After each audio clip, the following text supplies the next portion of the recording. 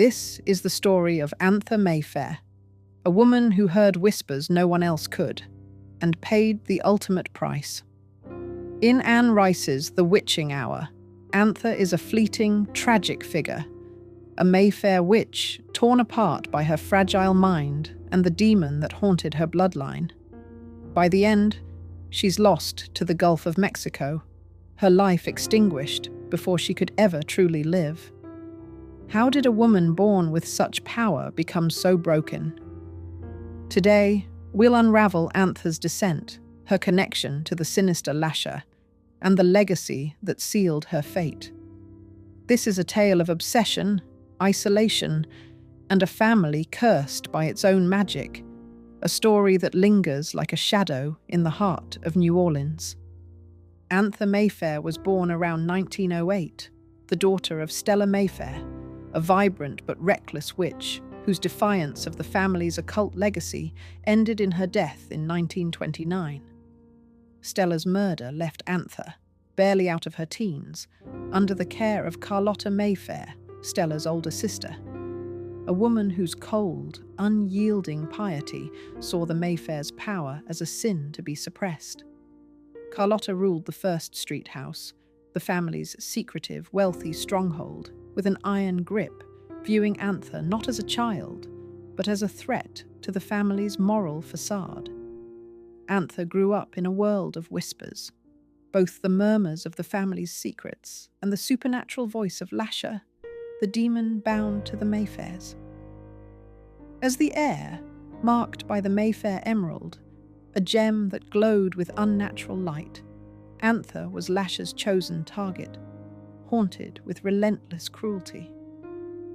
Antha's childhood was marked by loss and isolation. She was sensitive, withdrawn, her mind fragile, as if she could sense the weight of her destiny before she could name it.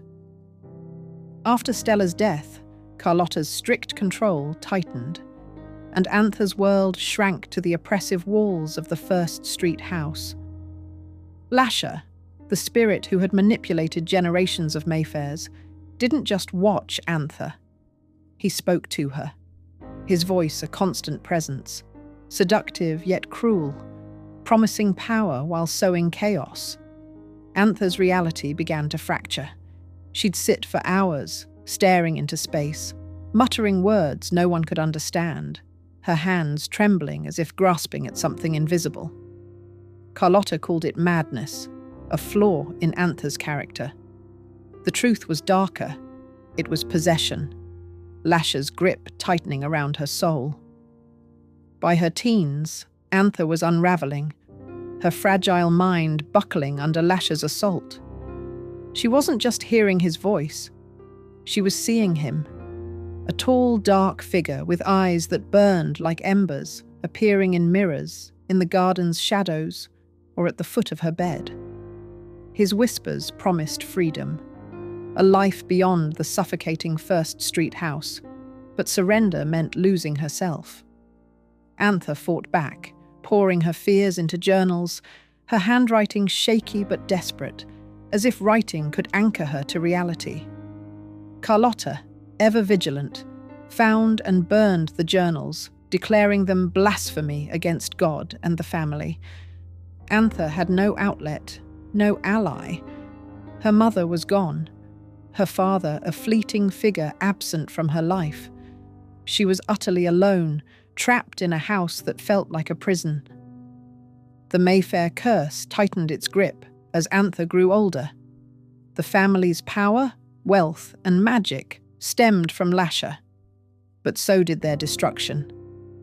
Every heir before Antha, Julian, Mary Beth, Stella, had faced Lasher's manipulation, each in their own way. Julian was cunning, Stella defiant, but Antha lacked their resilience.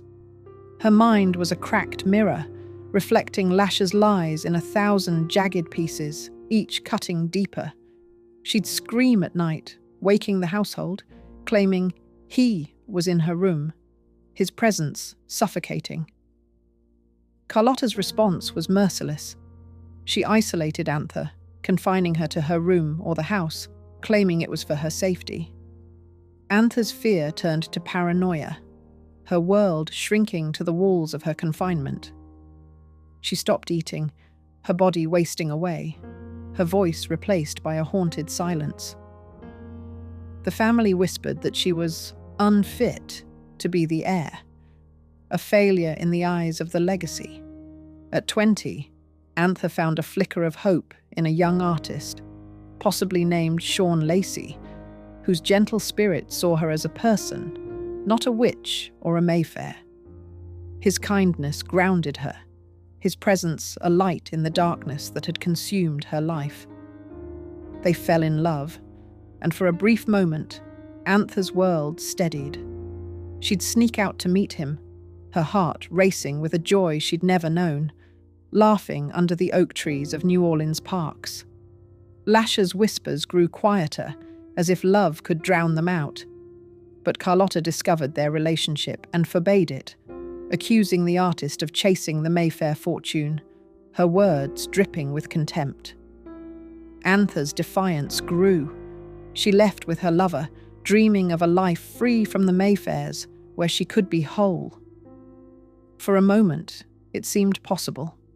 She felt alive, her fears distant. Their escape was short-lived. Lasher wasn't done with Antha, and his voice returned, louder and more vicious, accusing her of betraying her destiny as the Mayfair heir. Her lover, unaware of the supernatural forces at play, couldn't understand Antha's sudden terror. She'd wake screaming, clawing at the air, her green eyes wild as Lasher's presence loomed. Antha, now pregnant with their daughter, Deirdre, felt Lasher's influence even in her womb, as if the demon claimed her unborn child. In a letter later found by the Talamasca, she wrote, "He says the child is his. He says I'll never be free." The words were a cry for help, but no one heard her. Her lover, overwhelmed by Antha's unravelling, left her, unable to bear the weight of her torment. Antha was alone again, her brief taste of love slipping through her fingers. By 1941, Antha was 22, a single mother, and a shell of the woman she might have been. She returned to the First Street house, Deirdre cradled in her arms, hoping for mercy from the family that had broken her. Carlotta offered none, her gaze cold, seeing Deirdre as the next cursed heir, and Antha as a failure who'd shamed the Mayfair name. Lasher's whispers had become a roar, filling Antha's mind with visions of her own worthlessness. He told her Deirdre would surpass her, that she was unworthy of the legacy, that death was her only escape. Antha tried to protect her daughter, singing to Deirdre in the quiet of the night, her voice soft and trembling, holding her close as if love could shield her from the curse. It was a futile gesture, but it was all she had left. Antha's final days were a blur of torment, her mind eroded by Lasher's relentless manipulation. She'd wander the halls of the First Street house, her dark hair unkempt, her green eyes hollow, muttering about the water and peace. Lasher painted visions of drowning, promising it as salvation from the pain that defined her existence. In 1941, Antha fled to the Gulf of Mexico, drawn by an unseen force. The Talamasca records suggest she drowned, driven by Lasher's torment. The details are vague.